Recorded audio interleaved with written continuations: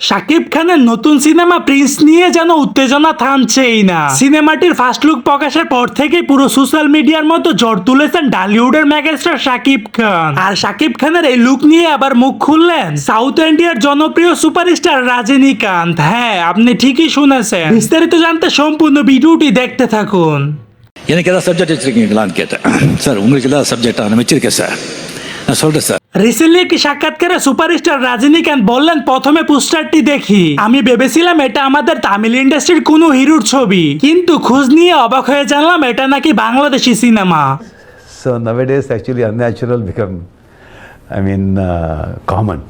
So I'm তিনি আরো বললেন যে ভাবতেই পারিনি বাংলাদেশি এই সুপারস্টার শাকিব খান এত বড় স্টার। ওর লুক স্টাইল আমার কাছে অত্যন্ত ভালো লেগেছে। সত্যি বলতে শাকিব খুবই হ্যান্ডসাম এবং আন্তর্জাতিক মানের একজন অভিনেতা। রজনীকান্তের মতে বাংলাদেশের মধ্যে শাকিব খানের স্টারডাম অনেক বেশি। ஆசியா அந்த மாதிரி நெல்சன் வர்றாங்க, இந்த வீட்டில் நல்ல காஃபி கிடைக்குமான்னு கேட்குறாங்க। তিনি আরো বললেন যে কখনো যদি সুযোগ মিলে তাহলে শাকিব খানের সাথে একই মুভিতে অবশ্যই কাজ করব। ভাইরে, সত্যি যদি এমনটা হয় তাহলে তো বাংলাদেশের মধ্যে পুরো ইতিহাস হয়ে থাকবে।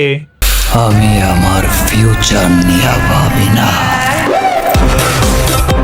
সো দর্শক, আজকের এই ভিডিওটি এই পর্যন্ত। যদি ভিডিওটি ভালো লেগে থাকে তাহলে ভিডিওতে একটা লাইক, একটা কমেন্ট আর অবশ্যই চ্যানেলটি সাবস্ক্রাইব করে রাখবেন।